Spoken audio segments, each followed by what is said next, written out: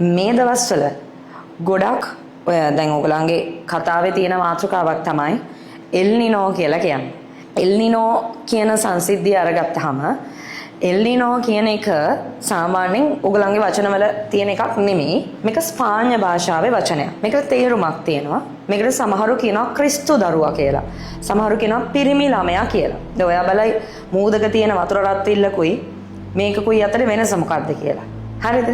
එන්න කියලා දෙන්න. මේක ස්පාඤ්ඤ භාෂාවේ වචනයන්නේ එල් නිනෝ කියලා කියන්නේ. මේක ඇති වෙන්නේ ලෝකේ ලොකුම සාගරය ආශ්‍රිතව.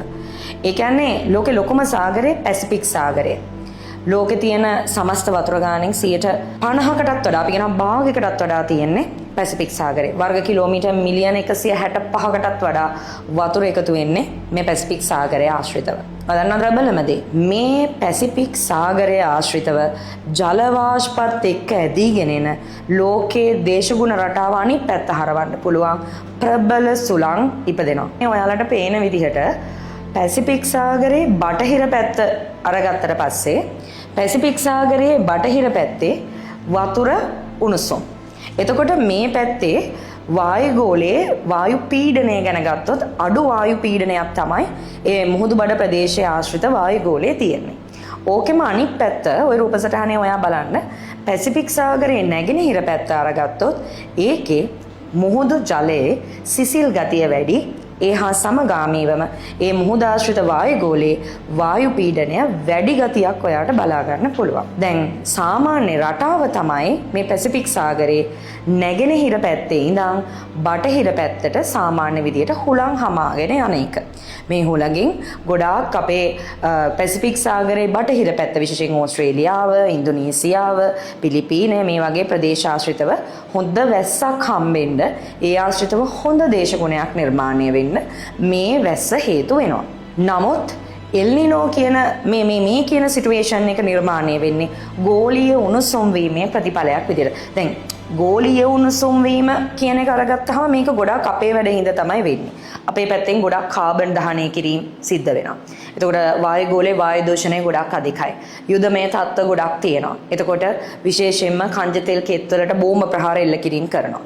මහා පරිමාණයේ විශාල වශයෙන් මේ දවස්වල වායුගෝලයට අපි එකතු කරන විෂ වායු වර්ග ප්‍රමාණය ගෝලීය උණුසුම ඉහළ යන වායු වර්ග ප්‍රමාණය වැඩි වීමේ ප්‍රතිඵලයක් විදියට පැසිෆික් සාගරික ප්‍රදේශයේ උණුසුම එන්න තියෙන රටාව වෙනස් වෙනවා. ඔය රූපසටහනේ ඔයාට ඔය පේනවා වගේ පැසිෆික් සාගරික ප්‍රදේශයේ උණුසුම සම්පූර්ණයෙන් වෙනස් වෙලා මෙච්චර වෙලාවක් නැගෙනහිර ඉඳන් බටහිර පැත්තට හමාගෙන ගියපු සාමාන්‍ය හුළඟ වෙනස් වෙලා බටහිර ඉඳන් නැගෙනහිර පැත්තට තමයි යන්නේ. එතකොට බටහිරට ගියපු උණුසුම් ජලය ටික ආයිමත් නැගෙනහිර පැත්තට ඔයාට ওই රූපසටහනේ පේනවා වගේ ගමන් කරනවා.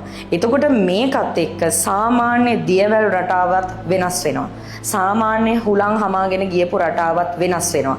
මූදේ මාළුන්ට බිත්තර දාන්න තිබිච්ච තැන් සම්පූර්ණයෙන්ම විනාශ වෙනවා. ඊළඟට මේ ප්‍රදේශ ආශ්‍රිතව මේ දියවැල් රටාවල් සුළං රටාවල් ගොඩක් වෙනස් වීමේ ප්‍රතිඵලයක් තමයි පැසිෆික් සාගරයේ ආශ්‍රිතව පේරු ඉක්වදෝරු වගේ රටවල් වලට ගොඩක් ධාරානිපාත මට්ටමින් වැස්සක් හම්බෙන්න පුළුවන්. ඕකෙම ප්‍රතිවිරුද්ධ පැත්ත පැසිෆික් සාගරයේ බටහිර පැත්තට මෙච්චර කාලයක් හොඳට වැස්ස හම්බෙච්ච පැත්තට වැස්ස අඩු වෙලා ඒ පැත්තේ නියං තත්ත්වයක් ඇති වෙන්න පුළුවන්. විශේෂයෙන්ම මේ පැතිවල නියං තත්ත්වයේ වැඩිවීමත් එක්ක වර්ෂාපතන රටාවල් සම්පූර්ණයෙන්ම වෙනස් වීමකට ලක් වෙන්න පුළුවන්. දැන් මේ එල් නිනෝ එකත් එක්ක ලංකාවට තියෙන කනෙක්ෂන් එක මොකද්ද? අහන්නකෝ. ලංකාව කියන අපේ රට අරගත්තාම අපි චුටි දූපතක්. එතකොට මේ එල් නිනෝ වල බලපෑම මේ අපේ ලංකාවටත් බලපැවැත්වෙනවා. ඔයා දන්නවද? මේ එල් නිනෝ එක කියන එක ලංකාවට ඇත්තටම බලපෑමක් ඇති කරනවා. හරිද? ලංකාව අරගත්තාම අපි පැසිෆික් සාගරයේ තියෙන රටක් නෙමෙයි. ලොකුම දේ. අපි ඉන්නේ ඉන්දියන් සාගරයේ. එතකොට අපි ඉන්දියන් සාගරයේ පුංචි දූපතක්. හරි ශ්‍රී ලංකාවේ ඉන්දියන් සාගරයේ පුංචි දූපතක්. අපිට මෝසම් දෙකක් තියෙනවා. එකක් ඊශාන දිග මෝසම අනිත් එක නිර්ත දිග මෝසම. ලංකාවට වැඩිම වැස්ස හම්බෙන්නේ මෙන්න මේ නිර්ත දිග මෝසමේ.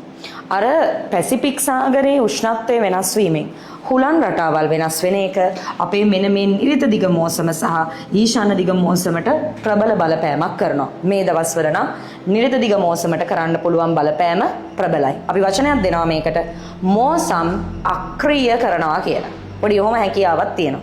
මෝසම් අක්‍රීය කරපුවාම නිසි කලට වැසි ලැබෙන්නේ ඒ වගේම හම්බෙන වැසි ප්‍රමාණය අඩුයි. උදා හම්බෙන වැසි ප්‍රමාණය අඩු වුණාම විශේෂයෙන්ම මේ ලංකාවේ තෙත් කලාපය. ලංකාවේ තෙත් කලාපයට වැඩිම වැස්ස හම්බෙන්නේ මෙන්න මේකේ. අවුරුද්දේ මාස ගාණක් වැස්ස හම්බෙන්නේ නේද දිග මෝසමෙන්. එතකොට මෝසම අක්‍රීය වීමත් එක්ක නියම් තත්ත්ව වැඩි වෙනවා. ලංකාවේ අපේ ගොඩ දෙනෙක් වී වගා කටයුතු කරනවා මේ නිරත දිග මෝසම මූලික කරගෙන. එතකොට වී වගාව විශේෂයෙන් අපේ කෘෂි කර්මාන්තයට මේක ප්‍රබල බලපෑමක් ඇති කරන්න පුළුවන්. රට පුරාම ජල හිඟයක් නිර්මාණය වීමත් එක්ක පොළව උඩ වගේම පොළව යටත් වතුර විනාශ වීමත් එක්ක විශේෂයෙන්ම ලංකාව පුරා සෞඛ්‍යමය ගැටලු දරුවන් ආශ්‍රිතව විශේෂයෙන්ම වියපත් මිනිස්සු ආශ්‍රිතව ඇති වෙන්න පුළුවන්. මේක හරි ප්‍රබලයි ඈ.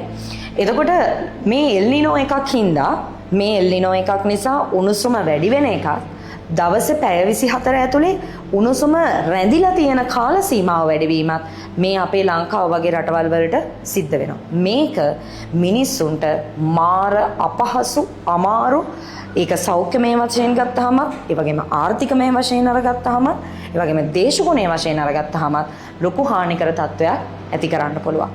ලොකුම දේ ප්‍රබලම දේ එල්නිනෝ අපිට කලින් අඳුර ගන්න පුළුවන් චන්ද්‍රිකා තාක්ෂණය පාවිච්චි කරලා. දැන් මේ ලංකාවට කාලගුණ විද්‍යා දෙපාර්තමේන්තුව කියලා තියෙන දැන් එල්නිනෝ එකක් තියෙනවා කියන එක නෙමෙයි. මැයි මාසය තුළ එල්නිනෝ තත්ත්වයේ වර්ධනය වීමේ ප්‍රවණතාවය 60%ක් විතර තියෙනවා කියලා. එහෙනම් කල් ඇතුව සූදානම් වෙන්න. මොකද ඔයාට පුළුවන් ඒ එන වතුර හිඟයට දැන් මේ පෙර නිමිති එකතු වෙන වෙලාවේ වතුර පරිස්සම් කරගෙන ඒ වැඩ ටික කරගන්න. වතුර නැවත නැවත පාවිච්චි කරන එක, පුළුවන් තරම් භාවිතය අඩු කරන එක. අර එහෙම කිව්වහම තේරෙන්නේ නැත්නම් අර පිරිමැස්මෙන් වතුර පාවිච්චි කරන එක. මෙන්න මේ වගේ ජලය සම්බන්ධයෙන් අපි ඉස්සර ඉඳන් අරගෙන ආව අපේ සංස්කෘතිය මේ වෙලාවේ පවත්වාගෙන යන්න ඕනේ. මොකද එහෙම නැත්නම් ඇත්තටම ප්‍රබල එල්නිනෝ තත්ත්ව නිර්මාණය වුණොත් හරි ප්‍රබල බලපෑමක් ඇති වෙන්න පුළුවන්.